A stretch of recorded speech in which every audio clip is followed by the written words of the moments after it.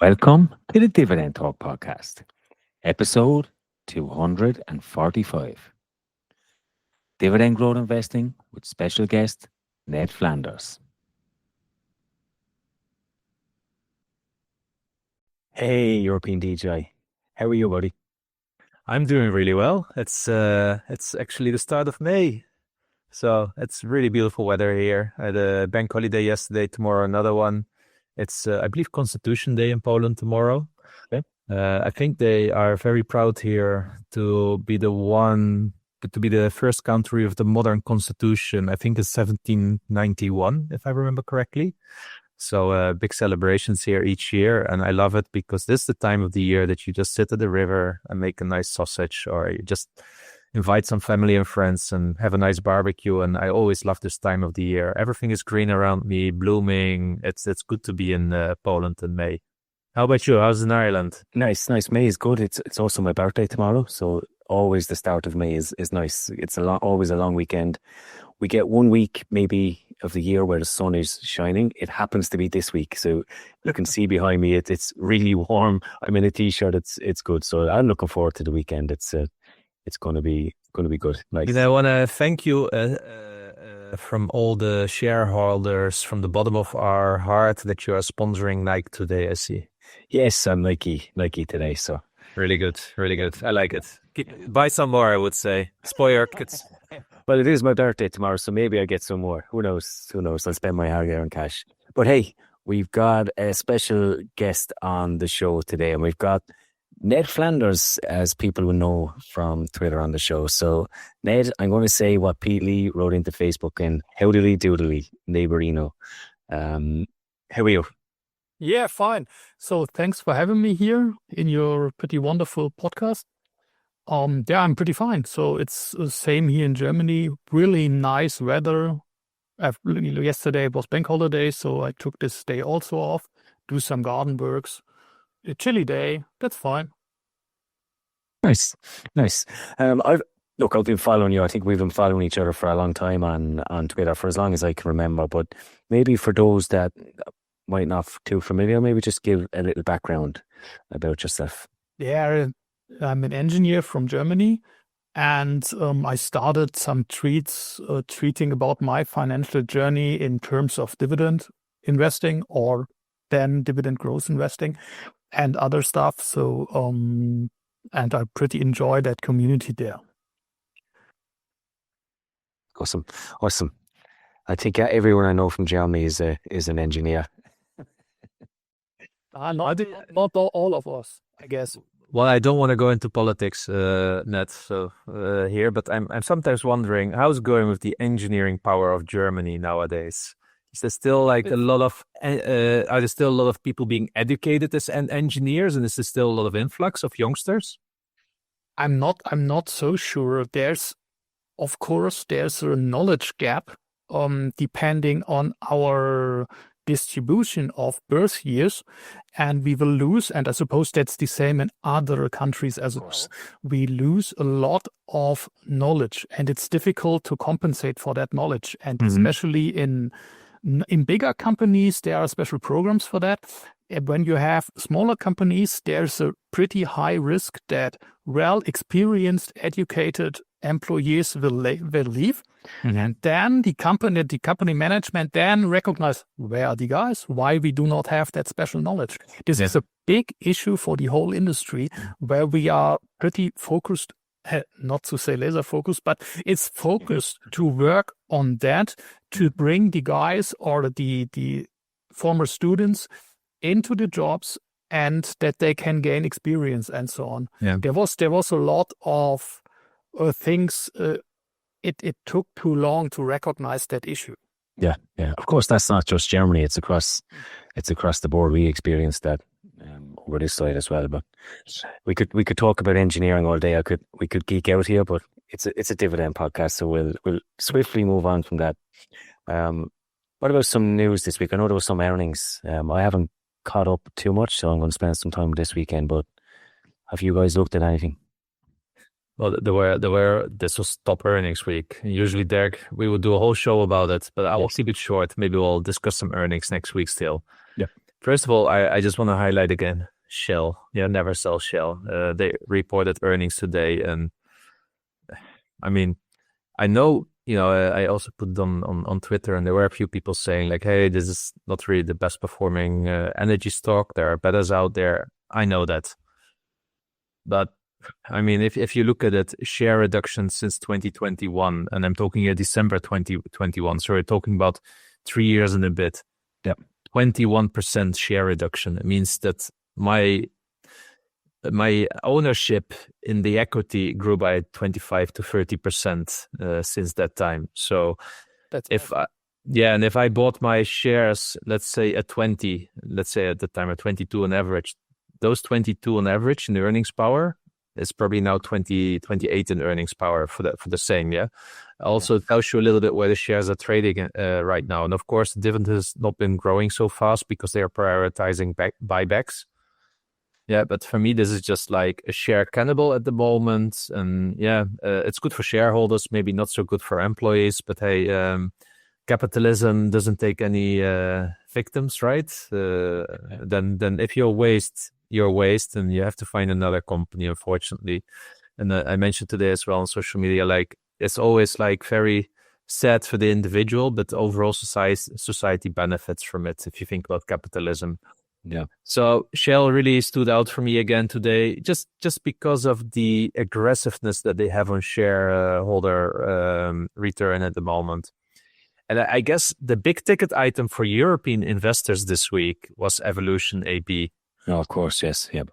Because if you think about Evolution, it's for the first time that they were dipping a little bit in EPS, in earnings per share. It was 2.8%. They still increased their net revenues by 3.9%. What I liked about it, that management recognizes the CEO, who I think is, I regard him really highly. He was really straight to the point that he wasn't happy with financial performance as such. But I think what they're doing now, they're going through a bit of a maturation as a company, because I guess they grew at all costs, let's say, like taking a blind eye to what was happening, maybe in the illegal side of the business or in this industry, let's say. And now they're really fighting it. They're working with regulators to really be fully compliant, proactive, and this comes at a cost. Also, they have increased costs due to cyber attacks. I don't know how to call it exactly, but effectively in Asia, they were hijacking their stream and then reselling their live casinos, let's say, and earning money on that. So they're putting a lot of measures in place with that. And because of that, there's just an impact on growth. But the question is now, because it's still, for instance, growing really nicely in America, I think the question is now what we see here is a maturation of the earnings.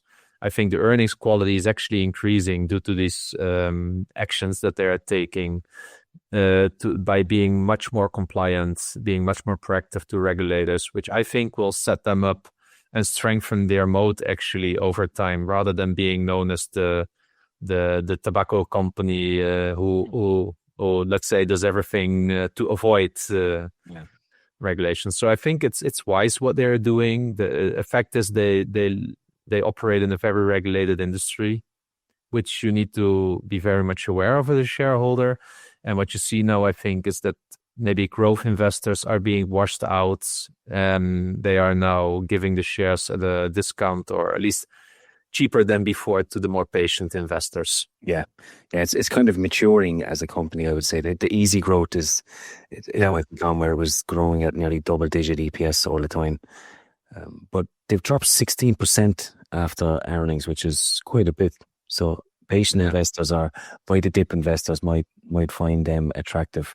We had Wolf of Harcourt Street on the show discussing this company. I must go back and listen to that thesis. Yeah, but he was very disappointed on social media. Yeah. I know he will share more thoughts.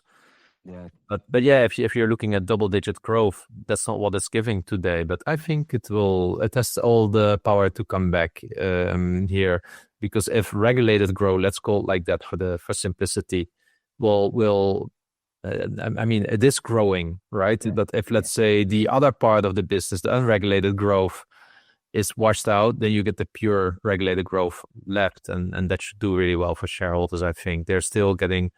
I mean, it's still in the early days, this industry, right? All the regulations are still coming in place. States in America are still opening up to this idea. Yeah. There's a convenience to it, to do it from your living room, let's say, compared to needing to go out to Vegas. So there's a lot of benefits, I think, still for this business model. And yeah, I mean, they ask me, am I buying more? No, I'm not buying more. Simply said, I've got my tier system. I've got enough. So I just, I just have it on the shelf for the next decade, unless really the thesis changes. Yeah. I mean, it's not like the company's not growing. It's just growing more slowly than what we're used to. That's the thesis behind it. But Ned, you got to see the pure joy in European DJI's face when he's talking about Shell.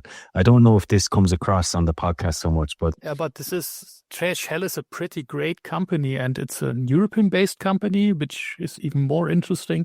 And it is pretty astonishing what they did over the last years. And that's definitely the case. And between all the oil majors, and unfortunately, I do not have Shell. I have it in some family portfolios, but not in my own portfolio. I chose at that time Chevron and whatever energy. But this was not a good decision, I guess. Well, I think Chevron, in my opinion, is probably the best oil major in the world at the moment. If you look at their portfolio, I think it's probably the best one. I would still regard Chevron higher than Shell. I'm just very biased because Shell's my number one position. So when I see these returns, I'm just very happy with that. And Chevron is a small position, which I am sometimes thinking of, for instance, selling some ExxonMobil and buying some Chevron instead. I think that will be better for me long term. I sold ExxonMobil somehow before COVID. Yeah. So I looked at that time, in 2019 or something like that, at the balance sheet, and I found too much debt, too less growth, and then I sold it, and then it peaked. Brilliant. As always, everyone can say thank you. That was, and then I put in put in Chevron, but to be honest, I guess Chevron is purely concentrated on the real oil business, and Shell is more diversified to also the gas business and also the renewable energies and all other stuff. And Chevron is, I had to briefly look at the figures today. It's a pure play oil, distilling that oil and keep the truck running. Yeah, this is. I think when I was looking today, I think Shell over the last year or 2 years, probably even more, the most net income comes from integrated gas. So more than upstream, which is their oil part. Yeah. Yep. Nice one. Yeah, imagine if we sold Shell based on that dividend cut, how much we'd be kicking ourselves right now. Yeah. But there's still people very angry about that dividend cut. But I mean, if you study the balance sheet at the time and you saw what they did with British Gas, you shouldn't have invested if you expected. You shouldn't have invested only for the dividend in, let's say, 2018, because they were still coming out of 2016. The dividend was just not safe all those years. But it's also part of the story. They cut the dividend, maybe during COVID, and maybe it was a good opportunity to do so. They had to. Yep. Yeah. And they had in any case they had to do that. And then they took that opportunity. Also, other companies took that time, the opportunity to clear the balance sheet also for the dividend. But it's part now of the growth story. Yeah, and that's the difference here. But what you need to know, at that time, Shell, I think, didn't cut the dividend since the Second World War. But 2016, the oil crisis there almost knocked them out, and they bought British gas with debt effectively. So, and then the cash flow was hardly covering the dividend all those years. So then COVID comes along and gave it the final push. If the COVID wouldn't have been there, they probably would have been able to, walk on the edges of the cliff with that dividend and recover now the balance sheet. But it came too early, COVID, for them. Yep, it is one of the good examples where dividend cut is better for the company than rather keeping exactly walking around that like a drunk the drunk person and hoping that you fall in the other direction. Yeah, true. So, Ned, we'll talk about your dividend growth investing journey. Talk to us about your investing history. What does that look like? How did you get started? Yeah, I started at somehow 2010, 2011 with some energy stocks in Germany to the most likely unfavorable time. It was shortly before Fukushima. And then they plunged pretty hardly. So Aeon and RWE basically. And this was a pretty hard hit, especially when you start investing. And then I had some months waiting and stuff and looking for different strategies and so on. And then I switched, let's say 2014, 15, I switched over to a more systematic approach with more diversified, more companies in the portfolio to get better diversification and also more countries. I'm mainly focused in the US and Canada. And it's roughly 70% US and Canada and 30% Germany. Not Germany, it's and 30% Europe. But I'm still adjusting a little bit.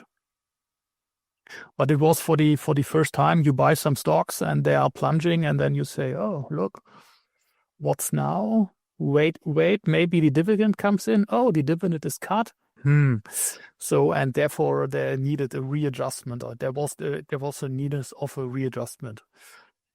And that happened quite early then in your investment journey. So how did you stick with it? I know lots of people who started during COVID, for example, or just before COVID. It's a tough time, and when you lose money, that whole psychology around it to keep going is quite tough. The good thing is it was not so much money, and it was not a big grown portfolio. If this happens now with the bigger portfolio and you get a hit like banking crisis and you lose 50% of portfolio value, I suppose it is a different story than having 5,000 euros in 4 or 3 stocks which are plunging. Of course, from the percentage and the emotional pain is there, but it's not life-threatened, basically. Yeah. But of course, it doesn't feel so good. So I suppose your experience is as well. You buy a stock and you are looking all the day. Oh, it's going up. It's going up. It's going down. And this going down always hurts more than you are lucky for green figures in the portfolio. Yeah. And did you always start with the intention of being a dividend growth investor, or did you start in other avenues? I started as a dividend investor. It caught me from the first day on, but now I'm more involved in more dividend growth stocks rather than chasing yield. So at the beginning, especially where I put more money in the portfolio in 2016, 17, 18, there were a lot of companies which is purely chasing yield. Some of them I needed then to sell, like Walgreens and other not so good companies you are also aware of. Yes. And but now I'm more focusing on that dividend growth with a certain initial yield, of course. So I'm not interested in, 0.5% yield. But I'm not chasing 10% and I don't care of growth or I don't care of the balance sheet or something like that. This is gone. So as more I was involved there and took time there, analyze reports and reading and hearing podcasts and other stuff, I'm going more into the looking for balance sheets. And then you came to the conclusion, look, there are special risks in some companies, and I try to avoid that risks, which is a good thing, but you cannot run with zero risk. That's simply not possible. And what are you now looking for then when you go through a company? What specifically do you look for that's different than when you started? So when I look for new companies, I'm usually working with the dividend radar list, which was formerly called a David Fish list. It's a list of a bunch of especially US dividend growth companies. In some criteria, dividend champions, dividend contenders, depending on the years of growing dividend. But the good thing on that list is when you do not want to use other expensive tools like fast graphs or something like that, you can put it filters in Excel. And then I add some values. So I'm looking for a certain Shareholder rule, normally above 10. And I put some filters. What's the difference to the 52 weeks low? What's the initial yield? Is the EPS growth positive over the last 5 or 10 years? And this is I use as a filter to look for new companies. Okay. And that's mainly US companies then? For that, it's mainly US companies. For the European companies, then you look for the company's webpage or other sources. But I have not so much European stocks, to be honest. So. And Ned, so I want to go one step back. Like, what is it that attracted you so much in dividends? As you see, you need that smile from EDGI when he say dividends. So he's pretty smiling. But this is the same for me. So I like it. Look, you have a portfolio, and at a certain point, you get paid for it. Of course, it's not getting paid. The dividend will be subtracted from the stock itself, and it's principally it left your portfolio and so on. That's clear, but you get money out of the company for doing nothing. So basically, you're participating in the earnings of the company, and this is a different story for me, like investing in a growth company, because you can invest in a totally genius growth company. They have a good idea. They have pretty high growth of over 2 or 4 years, and afterwards, the growth is gone, and the chart is also gone, like Peloton or other high flyer growth stuff. So, and I like the idea of passive income. I mean, it's not really income, but it's passive. There's no need to do something about it. It gets to my brokerage account, and this I like that. Yeah, good. It resonates, of course, a lot to me here.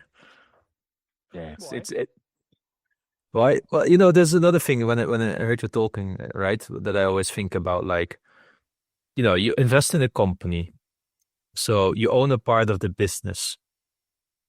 There's only one real return that you will get out of the business if you intend to never sell, and that's the dividend. Yep. Because if you never intend to sell because you want to keep your ownership participation in this beautiful company, then share price doesn't matter. What matters is the equity growing, and is the dividend, is the earnings growing, and do you get some part of those profits to live your life from that, to reinvest it elsewhere if you see better opportunities? Yeah. So I think that's really important. If you trade in and out in businesses, then you are mostly focused. You want to see share buybacks and share appreciation. But if you rather choose the philosophy of being an owner of the business forever, as whatever that means, then the dividend is the only real return. Yeah, this is also my approach. And if you look for there are some types of capital allocation, and you can do buybacks, you can pay dividends, and the theory that your stock price will develop with your earnings per share is not right all the time. Mm-hmm. There are companies who have a certain valuation, like tobacco companies or something like that, or like some insurance companies, which also do not have the same price appreciation when you look for the DPS growth. So when you compare the EPS growth and price appreciation, it's not always linear. And in line with that, the price is fluctuating. Of course, over the term of 10 or 20 years, it doesn't matter, but there could happen a lot of stuff during that period. The dividend you get immediately. That's why I think a lot of people got burned on Alibaba.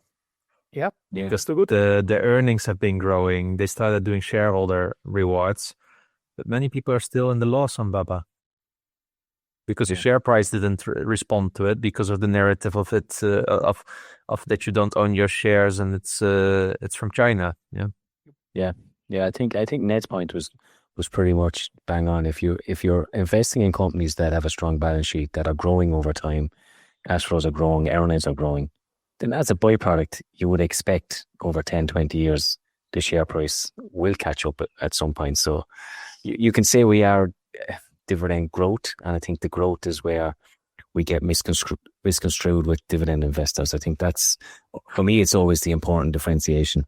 That's right. But there's also, when you look at the other side, only for price appreciation. You hold the stock over 20 years, and at the time where you need to sell it because it doesn't pay dividend in that scenario, and then there's a scandal, a CEO who blows out money, or accounting fraud, or something other, what can happen, and we all know it will happen.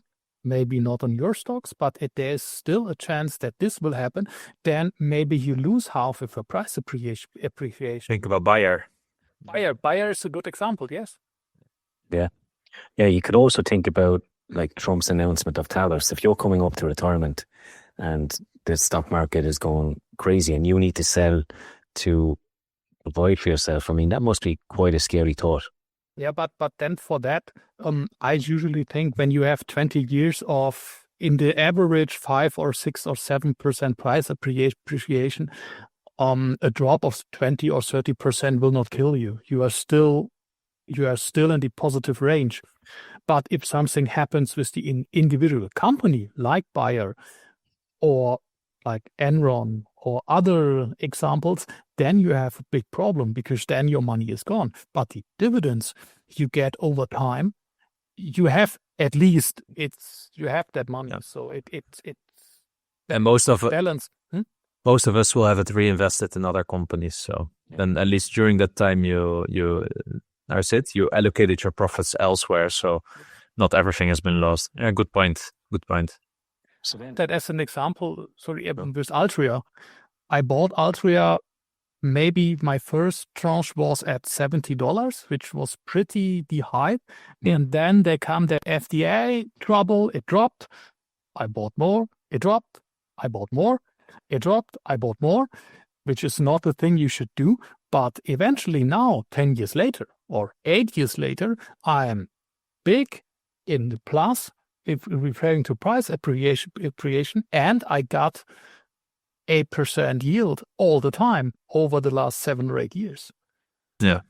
So the total performance is not bad. Of course, you can always argue buy the S&P 500 and your total return is always better, but this is a different playing field when you compare that strategies. Yeah. So then, how do you handle dividend cuts then? Yeah, dividend cuts are always a mess, and normally I sell immediately. But this straight out sell. Yeah, normally yes, at least that's my plan. But the last dividend cuts weren't so easy, so it's always the same. You cut the company, cut the dividend, and then you look: is that a good thing? What is the management telling you, and so on? But the plan is to sell immediately, but to act like the plan is always difficult in a certain way. So I have the same, that it's difficult. That's why I'm even more convinced that I should sell straight away.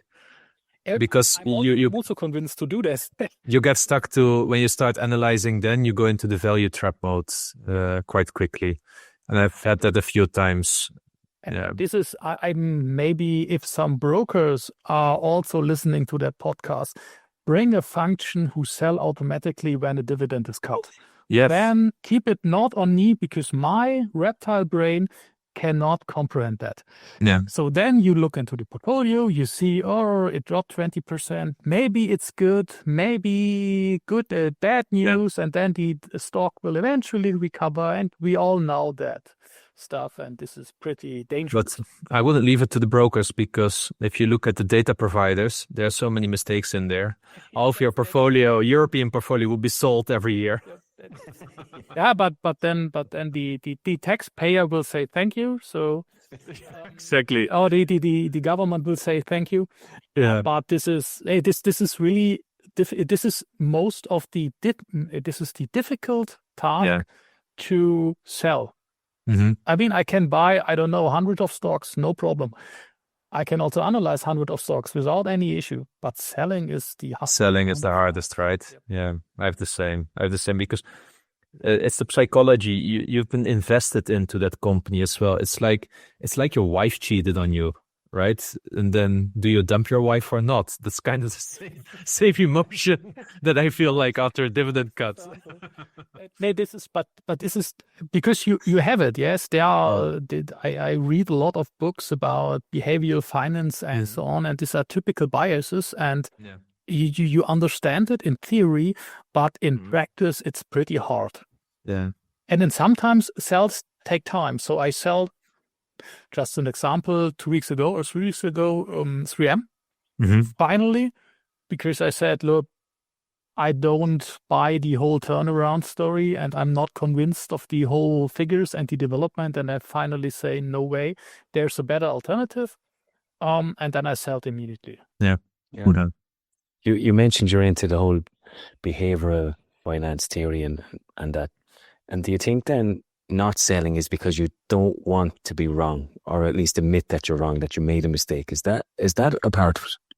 I'm not so sure. For me, it's like I know that I'm doing it wrong, and I can look to myself and say, I know it's wrong, but I do that anyhow. So that's really interesting.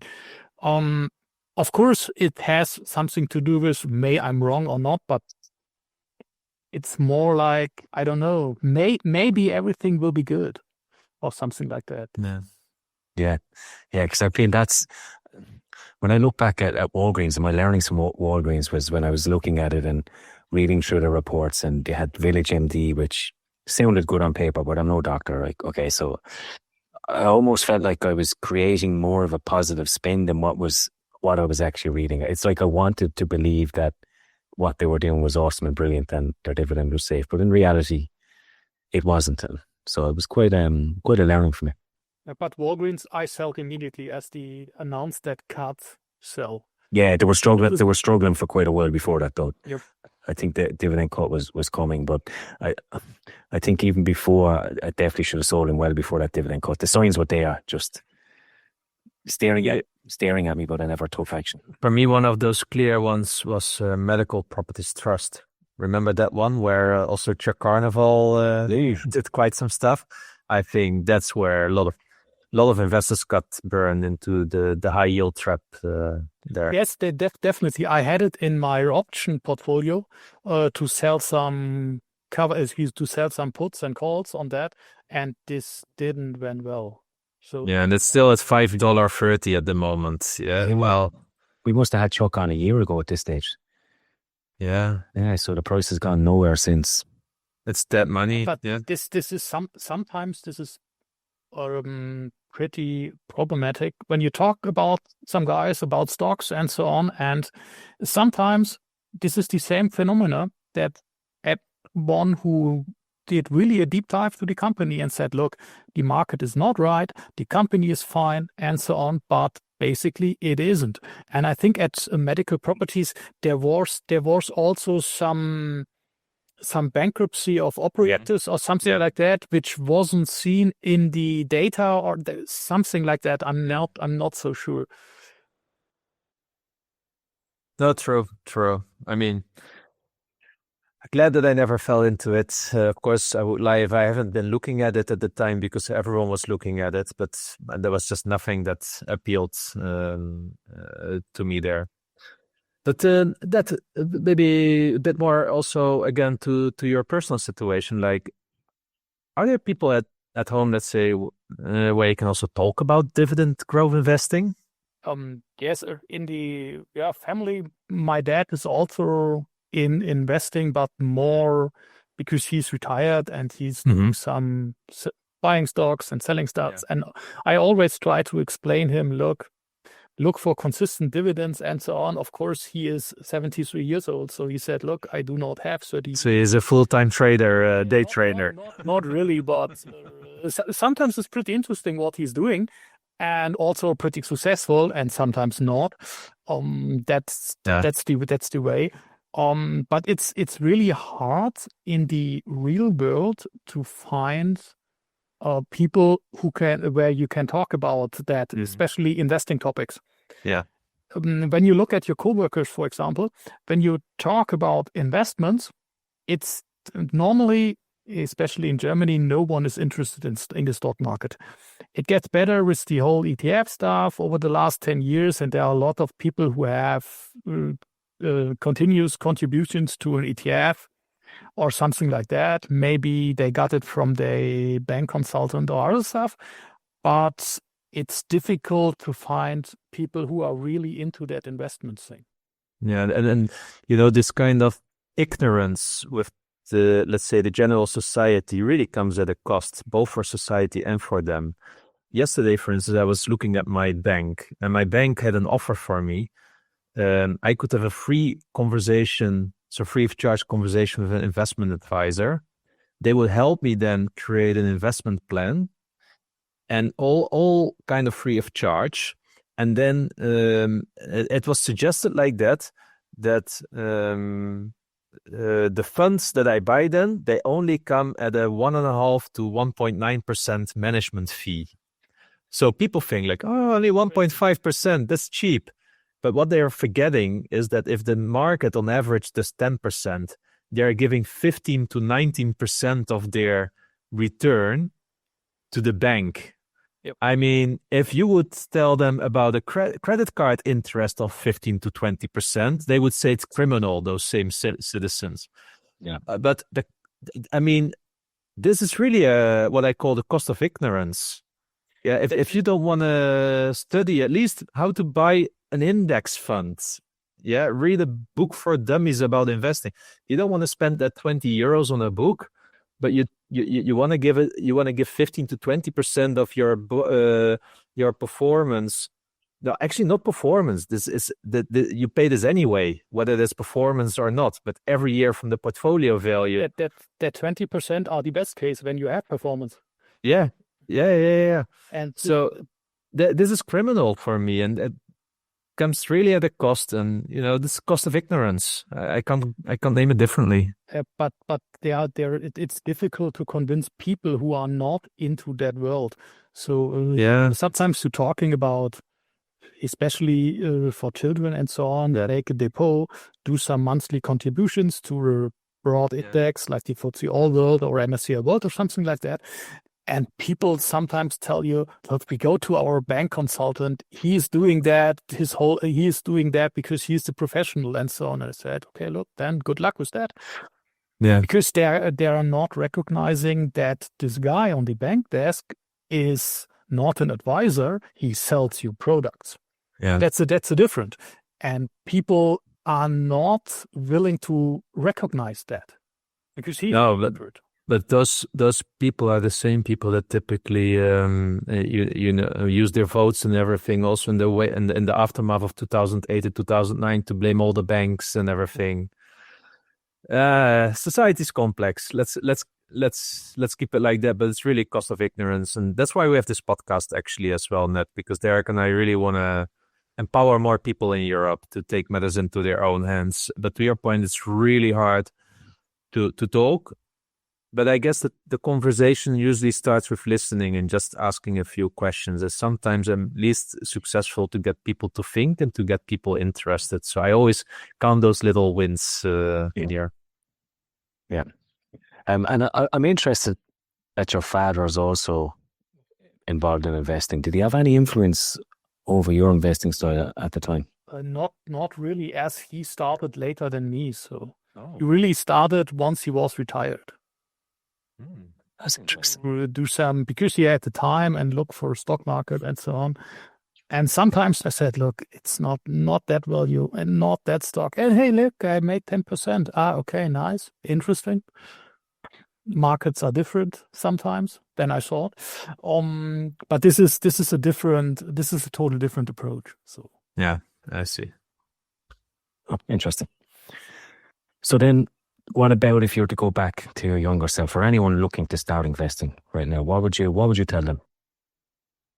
Yeah, usually I try to tell them, start with an index fund, and then get used to that whole game about stocks. What is the stock market? Look for companies which you want to own. Look what products they do. How are the values? Are you have a certain relationship to their products? Yes or no? and then to teach yourself step by step. And as long as you are still teaching yourself about that, it's good to make monthly or regular contributions to broader index funds to come into that game. I think this is the best approach. And of course, read books about that. Nice. I have a question. You listen to the podcast, okay? So you probably know a lot about what myself and European DJI do in terms of our investing, our strategies, or some of our mistakes along the way. Is there anything you would tell us to do differently? I don't think so.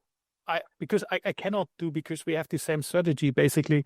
And there, I thought about that question prior to that podcast in the preparation, but I do not have an idea on that, to be honest. Sell buyer quickly, I would have answered. Yeah, okay. But yeah, there was the guy. Okay. Yeah, yes. Now I remember. Yes. I've got that's funny, right?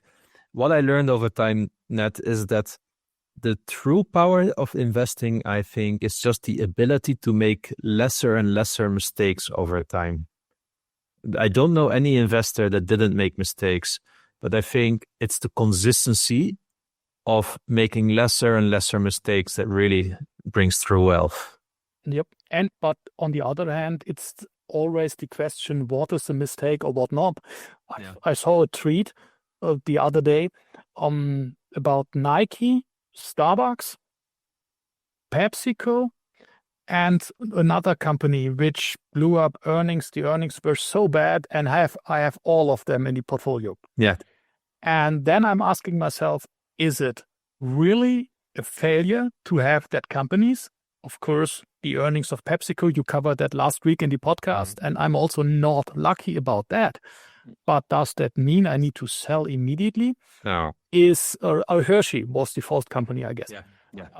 And is that really a thing when you analyze the companies and said, look, the companies itself is working, but the growth potential is less cause of some external stuff, or the turnaround is not working like intended? Look at Nike.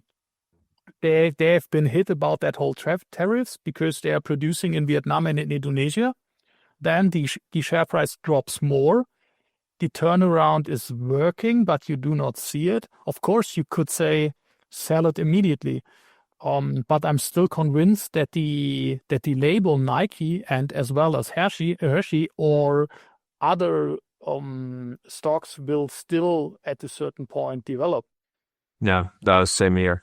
The only risk that I see really with Hershey is competition from Mr. Beast and such. I don't see Hershey really using the influencer tactic to just make chocolate more popular amongst youngsters. Yeah, and Mr. Beast is taking a lot of shelf space in America with his chocolate stuff, and the shelf space was always like where Hershey had a real strength, right? Yeah, that's right. But this is the same in Europe. When you look in Europe, Mondelez do it better. If you look at the shelves in Europe, so Milka in Germany or Cadbury in UK, I think it's basically the same. Mm-hmm. They are managing it better for the time being, but they have still a lot of market share. And of course, they had also to cope with the cacao prices, which skyrocketed, and now they are coming down as far as I read. So it will also have an influence on the earnings in the next quarters. Yes. Same here. I'm long Hershey. It's a high quality company. It's a slow compounder. And what I like about slow compounders, like it takes many, many years for really to deteriorate the business there. And specifically about Hershey, having the foundation there being reliant on the dividend will put pressure on management to properly grow earnings and do their best to have sustainable earnings. So. Yeah. But they have been reluctant during the last quarters, I guess, by raising the dividends. So they quarters overdue by increasing, or 3 quarters now, something like that. So it's a sign that it's not easy. Yeah. Yep. Good. So Annette, if you think now about a little bit your portfolio, right? Can you share a little bit to our guests, like what are your top holdings at the moment? So my top holdings, let me look that up. Wait a second. I suppose I have usually there are two companies who are fighting for the top one position, and that's Broadcom and Munich Re. Yes. So, and the third one is, wait a second. Berkshire. Not really. It's Berkshire, I guess. At today, it's really Berkshire, yes. Yeah, you've got a pretty diversified portfolio. I mean, you shared with me the chart, right? I can't tell how many holdings you have, but your largest is actually an index fund. Can you tell a bit more about that one? This is the Van Eck, the Morningstar developed dividend leader, which I consider as a pretty good ETF construction. Yeah, it comes to dividends, because we all complain about that we do not have the SCHD ETF. And for me, it comes in the vicinity of that ETF, but also with a price, because the allocation from the banking sector is pretty high. It's too high. It's above 40%. Yeah. And that other ETF you covered last week in the podcast, this Euro Stocks 50 dividend, has a lower allocation on banks or the whole banking sector, which is also good. But then it's only focused on European. And I wanted to have my idea with the ETF was, I want to have a certain share of my portfolio with ETFs. And then I said a mixture between the FTSE All World, and that ETF is a good mixture between growth and diversification and cash flow. Yeah. This is the idea behind that. So it's pretty simple. And then of all the holdings, right? It's like children. We say you can't say it, you need to treat them all the same, but deep, quietly inside, there's always one you love more than the other one. So which is the stock in your portfolio that really gives you this pride that you're part owner of the business? Yeah, this is also difficult. Normally I would say Munich Re. Yeah, I was expecting you to say that. Yeah, because the development in the last years is astonishing. But there are also other. Look at AbbVie, for example. They manage the Humira patent cliff with two new blockbusters and so on. This is pretty astonishing, and I'm pretty proud to have that one in the portfolio, especially with prices from 2017 and 2018. But same is also for Broadcom. And I did an article the other day on Deutsche Post, a deep dive there. And I also see it as quite a good size in your portfolio. Yep. And what's your bull case there? This was one of my first stocks I bought, beside that energy stocks, around 20 euros or something like that. So in share price. Yeah, it was, I wanted to have a certain exposure in the transport sector. And as a European, I'm not so feeling comfortable with UPS or FedEx, because they are always at a certain point struggling.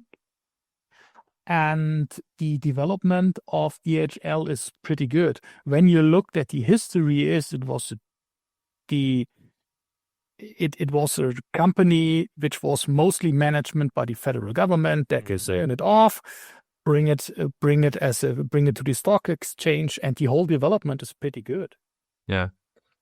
They still have, I think, one of the ministers or state secretaries in the board of directors. Yeah, that can be possible. Yeah. But this spin-off was pretty good. It's most likely better than Deutsche Telekom, who was also a former federal government-owned company. Yeah. But this development there is also pretty good. Yeah. Yeah, nice. But it's a cyclical company. That's the most important thing. Yeah, I can see we have a large overlap of the portfolio. I think you own more positions, but I recognize a lot of them.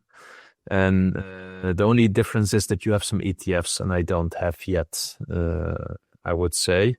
That's a pretty nice portfolio. Congratulations with that. And this one is really a money machine, because How many holdings do you have in your I portfolio? think it's 75 or something. 75. So you really almost get a dividend a day. Yeah. So it's normally, I would say it's too much. I wanted to reduce that. Yeah. But on the other hand, since that whole tariff chaos, Yeah. there come new companies which plop up. Oh, that's nice. This is also nice.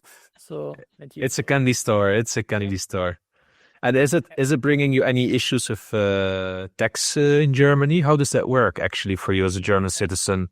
the tax in Germany is you pay 26.5% on all dividends. But when you get dividends from Canada or from the US, you have this 15% withholding tax.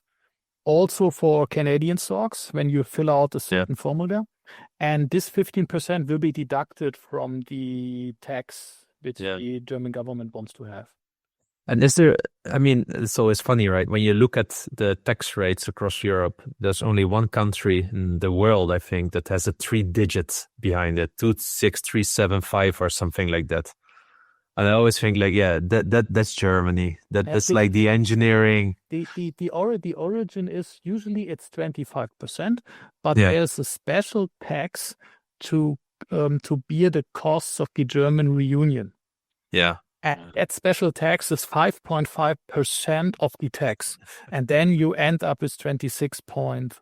Yeah, exactly. And that's the thing. And you cannot sell that to foreigners. So therefore it's better to sell it's better to say it's 26.35 than to explain why are there different tax brackets. Yeah. Or for a thing like interest or dividends. Yeah. And in Germany is, sorry to interrupt you, just to bring that sentence to an end. In Germany, we have 3 different taxes on gains. You have taxes for dividends and for interest rates. You have taxes for capital appreciation, and you have taxes for option trades and so on. So there are 3 different buckets. And then 3 different rates as well? And no, the same rate, but you cannot compensate one bucket with the other. You cannot do the classical tax loss harvesting in December, sell some bad stocks, and then reduce your taxes on your dividends. There is a case on court, I heard actually, but this court cases about taxes and so on, usually they are taking years. Yeah. So in Poland, it's the same. I believe you can do option and stocks, but you cannot reduce your stock loss on the dividends. So you cannot do tax harvesting there. That's a pity. They should introduce that actually. But yeah, tax is all different ball game. But does it prevent you? Does it prevent you, for instance, from investing in Swiss stocks or Swedish stocks? Not really. We had a problem in Germany that we are not allowed, or we weren't allowed to buy Swiss stocks for 3 years or 5 years or something like that. But now, since May, it's allowed again to buy stocks. Wow. But only for the German stock exchange in Frankfurt or something like that. But there was a problem, I don't know what, and I cope with that by buying a Swiss ETF. To have at least that big Swiss exposure. Yep. Yeah, this Swiss ETF is basically Roche and Nestle and Novartis and some other smaller like Geberit, other. This is the same like the MLP ETF which I have. Yeah. If you buy MLPs, just to have an exposure to that huge cash flows, you get taxed by 38% or something like that. Because this is in the double tax treaty between the US and Europe, there might be an issue. But if you have it in an ETF form, you only pay the normal taxes on stock or on dividends. So. Yeah. Interesting. Good. And Ned, I believe you have some questions for us. I think you're the first guest ever that brought some questions for us. So. That you would like to ask them? I can ask that question. Wait a second. Then let me open that. there I'm. Yeah, it just yes, the first question was, and we touched that a little bit. What your thoughts on the whole behavioral investing or behavior finance stuff?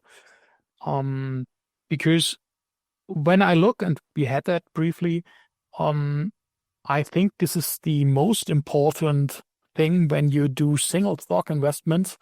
How to deal with that whole topic rather than look for micro environment stuff and other things. Yeah. So to your point, I don't really look at macro because for that I would need to become an economist. I did my economy at university. I understand it, but I don't want to spend a lifetime studying economy to understand what it means to my portfolio. And I've seen over time that it's not a stock market, but a market of stocks. Yep. For me, I'm a true believer of this psychology, because psychology really influences your returns a lot. And the most important advice I could ever anyone give is like, take an investment strategy that is close to your character. Yeah, and you know, of course, if you have a character that likes joyriding and everything, maybe just trading is the best for you, and go full leveraged in options. Yeah, because you can sit through the thrill. For me, I will get a panic attack and I will probably die from a heart attack. Yeah, like that. But I think am I boring? Maybe. I mean, if I go to a birthday, start talking about dividends, probably all people consider me boring. So yeah, but I have a lot of patience. I like gardening. I like giving flowers water and seeing them grow, and I have the patience for that as well. So I guess dividend growth investing really fits well here. That's my philosophy around psychology of money. Yeah, the psychology always fascinates me, and you touched on it earlier, Ned, and said that you couldn't comment on what we would do differently because we have the same strategy. But even if you look within our strategies, there are subtle differences in terms of the types of companies you pick, in terms of the starting yields, the growth rates you acquire. And I always find it really fascinating on how people navigate that and what triggers them to sell, what triggers them to buy, and the emotions of holding them through difficult times. So I always find it fascinating. And I love talking to, in particular, retirees or someone who is retired from investing and how they navigate those challenges and still navigate those challenges. So yeah, I agree. I think psychology, behavioral finance and psychology is super, super important. And my biggest learning like that is always know what your risk is and what your risk tolerance is. And I feel whatever you say it is, probably cut that in half. because it's easy to say, oh, I'm happy to risk 50% of my portfolio. But until that happens, you don't know that feeling. So yeah, it's probably going to be less. Yep, but this is also, I think, experience. So during that COVID crash, I experienced some crashes before, like that flat crash, somehow Christmas 2017, 2018, something like that, which brought me my Apple stocks and Texas Instruments. Many thanks about that. This was at the first time, stocks can fall, difficult. But now, especially like that beginning of April, that tariff, so you lose 5% day by day. It doesn't care. I don't care. So it's not so problematic. But what I might have an issue, or maybe all of us, is when it's not falling down by 20% and then it's recovering, when it's slightly, and the whole bad news in the media, and always try to cover that from the side perspective. You see that tariff stuff and you see falling stock prices, and then everyone comes. That's the new normal. This time is different. The world is going to an end, blah, blah, blah. And basically, it has nothing to do with your portfolio itself. So are the companies is Coca-Cola not selling any Coke bottles, or is Altria not selling any cigarettes? Maybe more, when these stocks will fall more. So, and this is always funny to observe that, but in a real in a real downtrend for 3 or 4 years, might be pretty harder emotionally. Yeah. Good. You had a couple of other questions, I think. Yes, I had another question. So as podcast hosts, which I need to say that here, pretty thanks for that pretty good podcast, which I follow also since the beginning, I guess. And it's a pretty good contribution to the whole community. So many thanks for that. But my question is, what are the plans for the future and how you want not end up in that boring thing? Because as you said, investing in our terms of dividend growth investing, it's a pretty boring approach, but you did manage it over the last years, that boring topic to present in a certain entertainment way. You have good guests on the show, pretty high level guests, which is always interesting. But do you think that at a certain point in time, you wake up and say, okay, that story is told? And I hope First, not. Derek. I mean, no, I don't think so. I don't think so. As you said, it can be quite a boring topic, but there's always something happening in the world in relation to companies, what they're doing.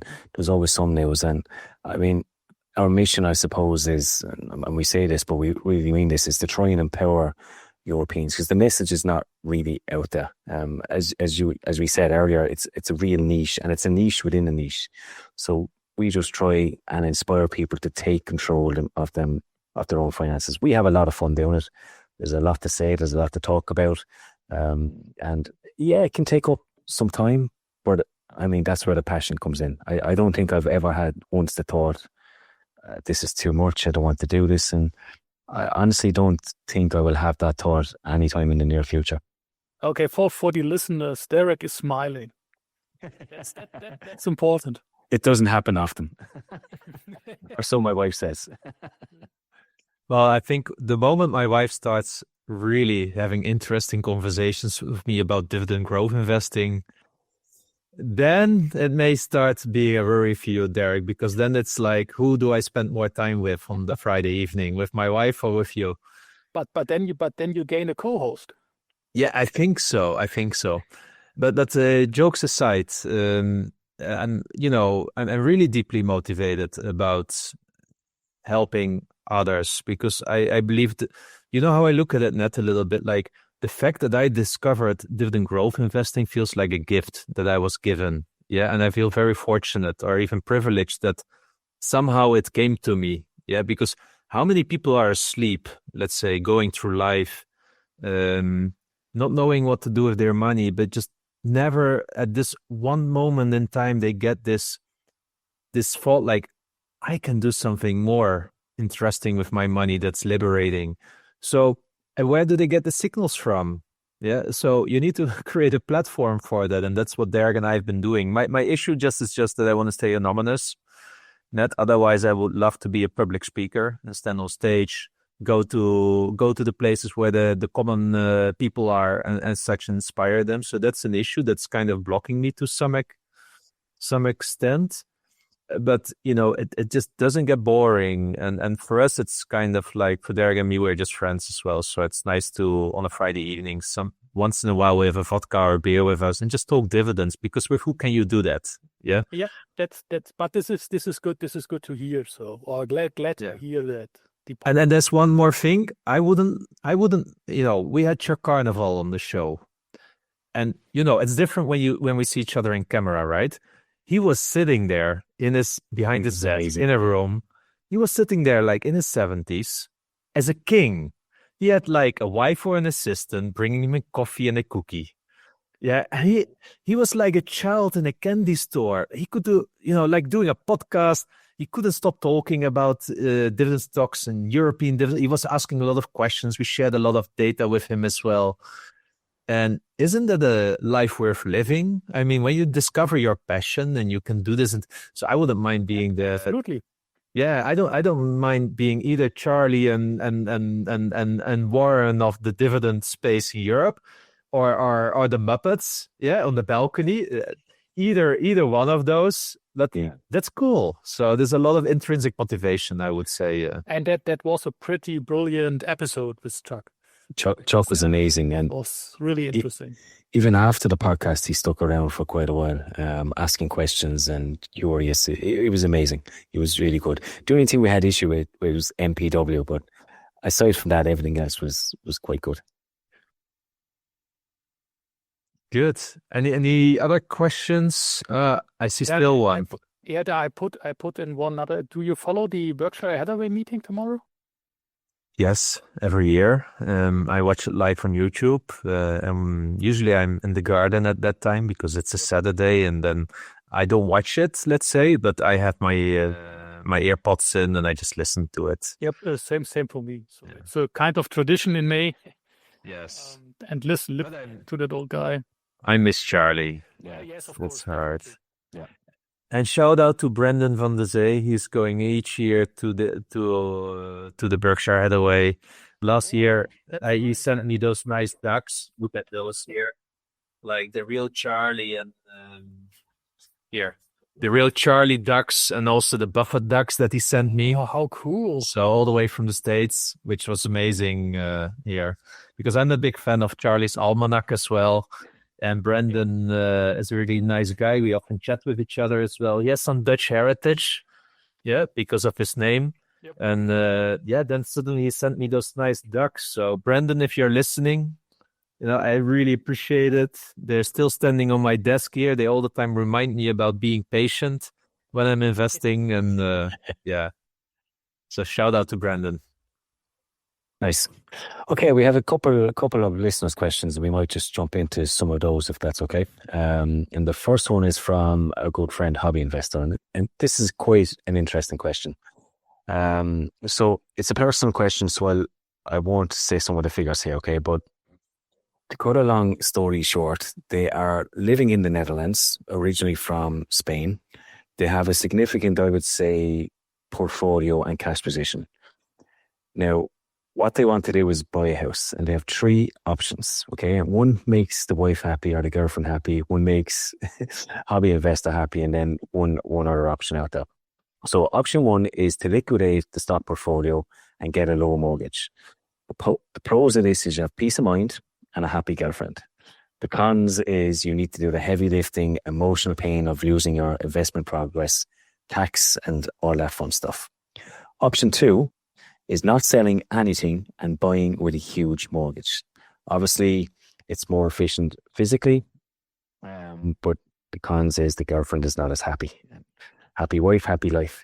And option three is selling a bit to get a more moderate mortgage. So I'm curious to hear your thoughts on what you would do. It's not advice, but what would you do in that situation? It's always a difficult one, but I would probably go for option two. Just take the benefits of the mortgage interest deduction that you can take, the subsidies, and you really get you really get a low interest rate there, plus the tax benefits. That's the one I would choose. Yeah, I spoke a little bit offline with Hobby Investor. We're going through something similar. My wife wants to, I spoke with you last week on this, my wife wants to either move or build onto the house. We'll have a much bigger house. So we're in that process of remortgaging anyway. And my number one rule was, no matter what happens, I don't mind remortgaging. I'm not touching my portfolio, and I'm not stopping my monthly investments. So whatever we decide has to incorporate that into it, and we can both be happy. So let's see how that goes. But yeah, I agree. I would go with option two, but option three, if you want the balance, option three is probably good too. But the good thing is the bank owns your house at that moment in time. So if you screw up, it's the best problem. Exactly. But basically it's a pretty personal decision. How do you feel with that decision? So there are people who say, okay, look, there's no need for a big mortgage because I feel more safe about that. Or the other thing, what you said, Derek, that my portfolio stays as it is as long as I can pay the monthly down payments. So Yeah, I think peace of mind is important here, and That's if you definitely. if you don't have peace of mind and having a high mortgage, then it's a no-brainer. So it's just whatever helps you sleep well at night. That's But depending on the mortgage itself, you can use your portfolio as security so that you get a lower interest rate or something like that. It might also be an option. Yeah, and it still is girlfriend, so I would first turn it into a wife to get half of her money, and then worry about the rest. Panos has asked, this is a question to you, Ned, and I'm actually curious with this as well. What are your main reasons to pick RTX over General Dynamics? Basically, I own both, so I have both. I wanted, as I started to invest in the defense stocks, I couldn't decide which one, so I bought all three of them. So at that time, Raytheon, General Dynamics, and Lockheed Martin. Okay. And the thing was, as I bought Raytheon, and shortly after that, they merged with United Technologies. Yes. And the problem was, I wanted to have a pure play defense company like Raytheon. And what did I get? I get Raytheon and the whole stuff of, and the whole other stuff like Pratt Whitney and other aerospace service stuff and other stuff. And the bad thing was, I didn't get any Otis or the other spin-off company. Who is that called? Yeah, I remember that because I got Carrier. Yes. Yes. So the thing is, I get all of the problematic parts of United Technologies. I get into my portfolio, and the good stuff like lifts and escalators and other stuff, and the whole climate, the whole air conditioning business from Carrier, I didn't get. So, but it turns out that the aerospace business of United Technology is pretty good. So you see it on the stock prices. I'm pretty happy with that. I believe they got a dividend hike, right? RTX, yes, 7.9%. Yep. 6.8, no, 7.8. Yep. Something like that. Yes. Nice. Congratulations. Another salary hike. Yep. Dividend Collector has asked if we have took another look into that dividend ETF, the HSBC Euro Stocks 50 UCITS. So we got a lot of comments on this actually, and we were praising its dividend growth over the last 5 years, but it turns out the dividend growth is not as consistent as we thought. But I still think it's a quality ETF. But I believe the Van Eck one would probably be better, in my opinion. Yeah, I had also a quick look into it, and I find it pretty interesting when you want to have dividend growth widely diversified from Europe. For that niche, it's a pretty good product. Yeah. No, I think there's definitely a space within that. There's also that Fidelity quality income, which I really like as well. So I think those three, if I was to pick three, and ETFs is contentious here in Ireland because we got all sorts of tax, and I don't want to get into that, but those three probably would form the basis of my portfolio. Mike has asked us about some lesser known quality dividend companies from Germany. He's added two companies to his research list. One of them is Le Heft or Le Heit. Forgive me if I say this wrong. Leifheit. And the second company then is INIT, which I think is Innovation in Traffic Systems. Yep. So the second one I'm not really aware of. So I know some guys who are pretty aware of, get different German small caps and other stuff. But Leifheit, I wasn't aware that this is really a company where you can buy stocks of. But it's basically here in Germany in all supermarkets. So as I told you before, it's like Black & Decker for housewomen or for households itself. So everything what you need in your household, you get it with that Leifheit logo. So and it seems from the dividend growth perspective, it seems not so bad. I will have a more deep look into that afterwards. Okay. And I think the second company, that INIT, they look quite good from a dividend perspective as well. From what I see here, but you're on your own on that one, Mike. You have to do your own research. As always. Exactly. Thomas has asked about your favorite dividend German companies that consistently grow their earnings despite challenges. Everybody knows the likes of SAP, Munich Re and Siemens, but is there any other hidden German gems? There are some. So one of my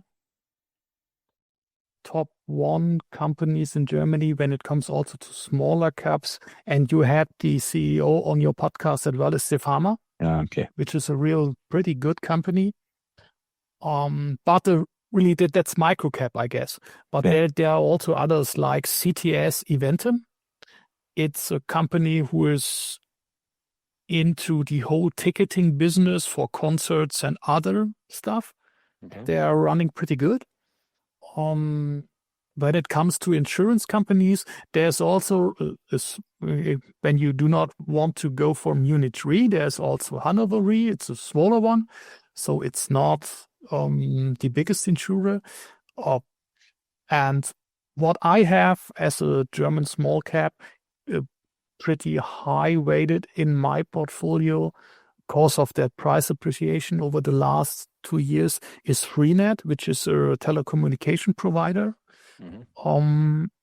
And yeah, this is mainly what I can say to that. I mean, there are a lot of other German companies, but when you look for a dividend consistency and dividend growth, it's problematic.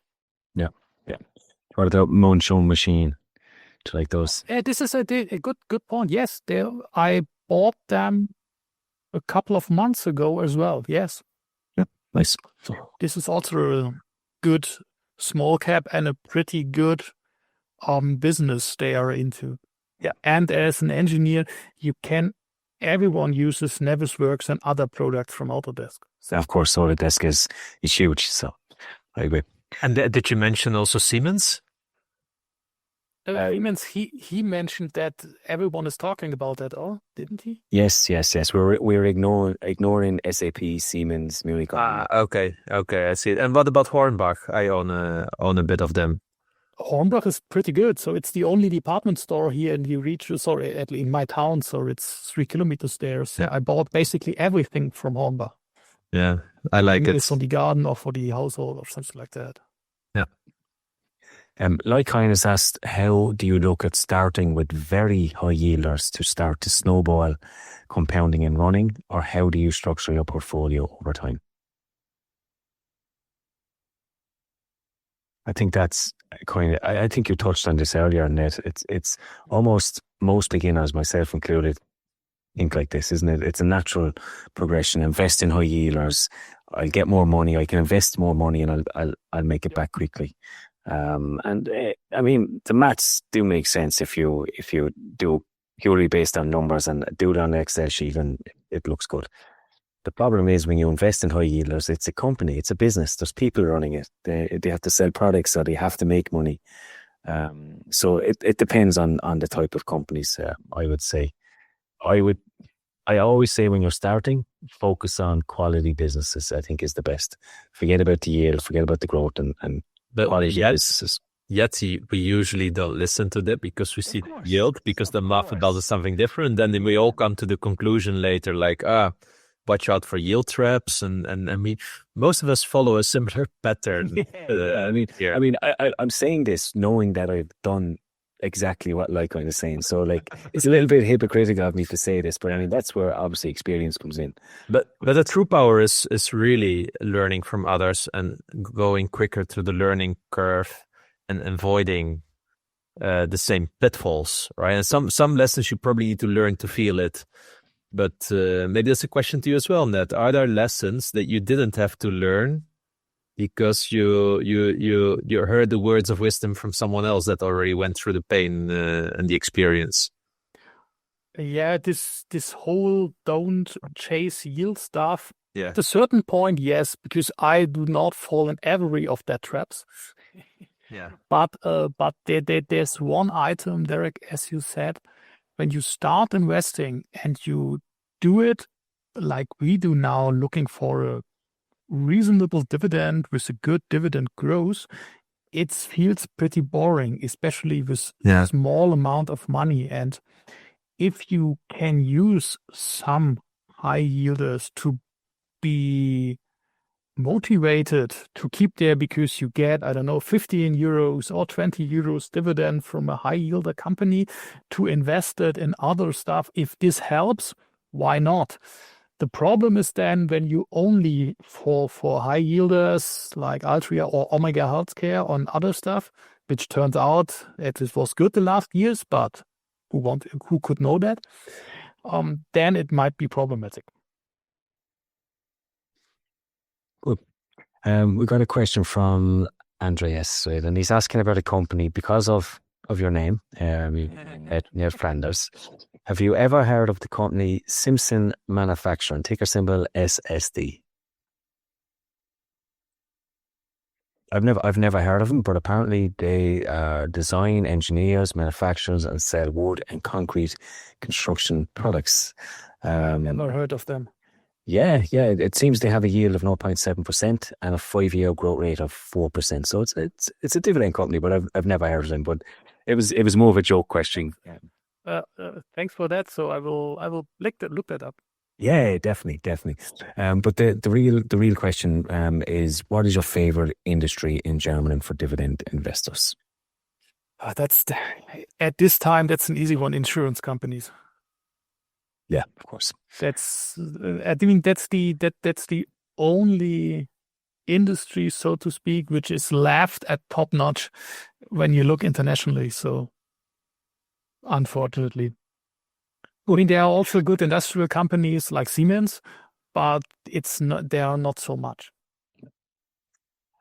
And we did get a question from Micah, but I think we only saw these questions just before we came on air. There was a question about a South African company called Caro, and I don't think any of the three of us have looked into it or got a chance to look into it. So we might keep that one, European DJI, and put it on the next episode and spend 20 minutes looking into this company, because what I've learned is we've ignored companies before, such as Snap-on, and that was to our detriment. So we'll keep this and give it some proper time, Micah. So we haven't forgot about it.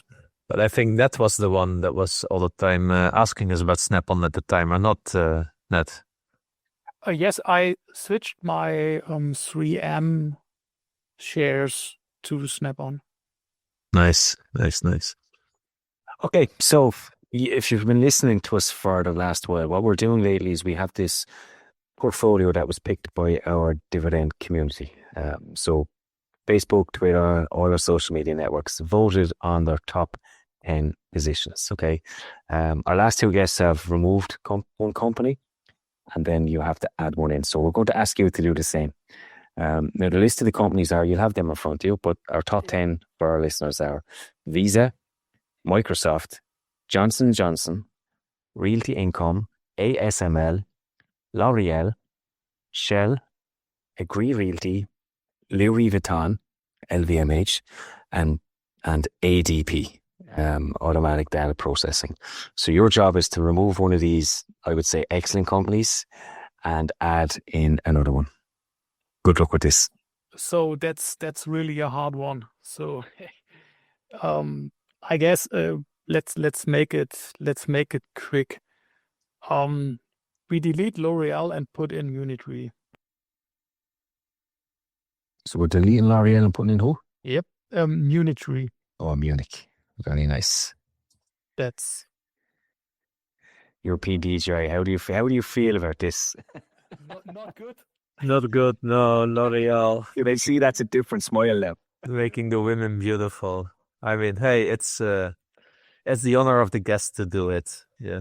We just may never re-invite him again after this. Yes, you said I have to do that. So yes. But I mean, Munich Re is not a bad company, and you pinged me the other day. I know you were looking at this company, European DJI, and it's always like a nudge, kind of. Hey, I'm looking at this company. It's quite nice. But it is too hard to distinguish for only 10 companies. Yeah, it is. But we will do that. I have a trading 212 Pi, so first thing on Monday morning, or if it's a bank holiday, but I will put in the sell order of L'Oreal and I will buy Munich Re. Nice. That's conviction. Can't borrow conviction. Can't borrow conviction. So the next guest will have to the next guest that we'll get on the show. We will negotiate that they will need to trade out Munich Re and bring back in L'Oreal. Just to do your favor in that here. And then it gets some sort of trading depot. But we do it around the time that Munich Re will pay the dividend, right? To have the dividend capture strategy still. Yes. So yeah, this was yesterday, so it's ex-dividend today. So Oh. So we're going to miss the dividend as well. Great. No, we're double screwed. Thank you. yes, you're welcome.